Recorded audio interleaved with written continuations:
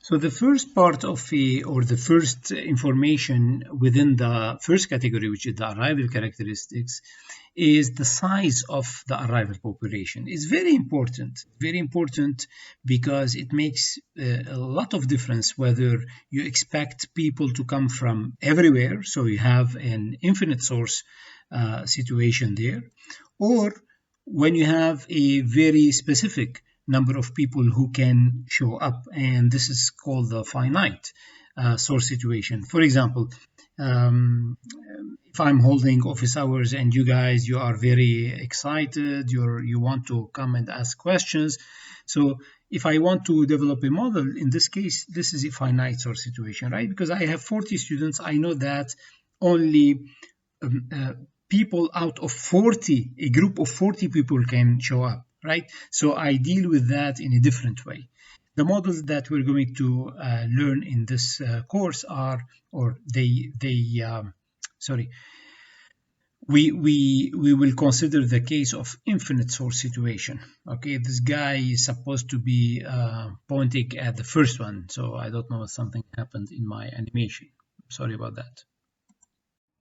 The second piece of information within the arrival characteristic, we're still in the first category, all right? The arrival characteristic is the arrival distribution. So we have already established that arrivals are not constant, okay? They can be constant. For example, if you're talking about a doctor clinic, we go to a doctor by appointment, right? Why that? Because they, at the doctor's clinic, they control the arrivals. So they give us appointment at 15 minutes interval. So they know that every person, what time he is supposed to show up, right? Which is not the case in most service companies, where the arrivals, they do not have any control, and it varies, okay? Why it varies? Because this is it. This is the nature of the people who are arriving.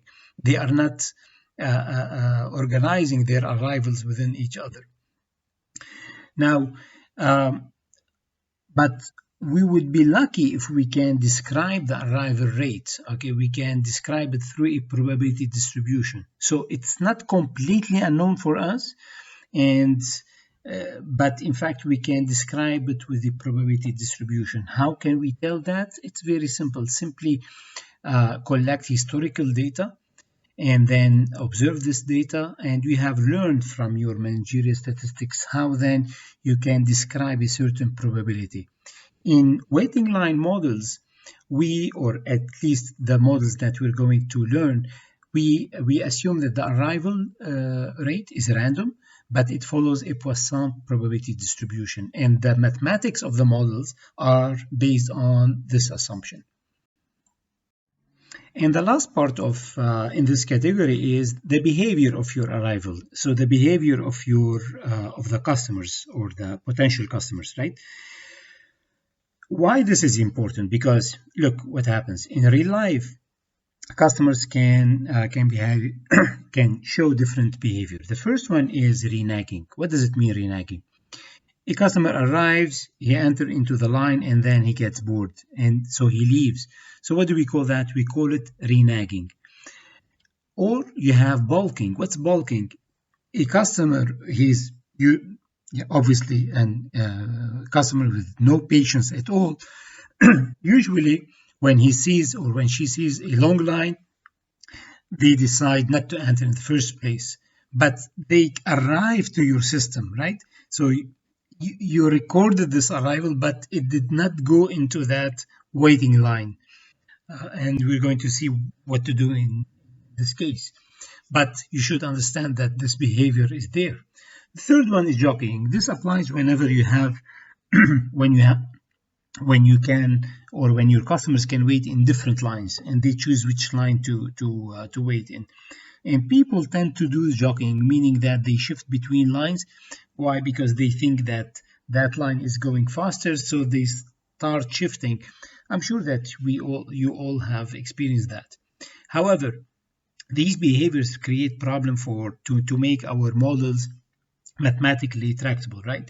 So what we do, we make assumptions, and in our assumptions we say that there's no reneging, there's no bulking, and there's no switching between lines. This is very important. If you want to incorporate these, it's not a big deal. You can always use simulation methods to do that. You can simulate any behavior for your customers. But for us, for these models, which are very concise models, we do that. We assume that they are patient, that when they would enter the line, so there will be no bulking, and they will not leave the line once they enter it, so there's no renagging.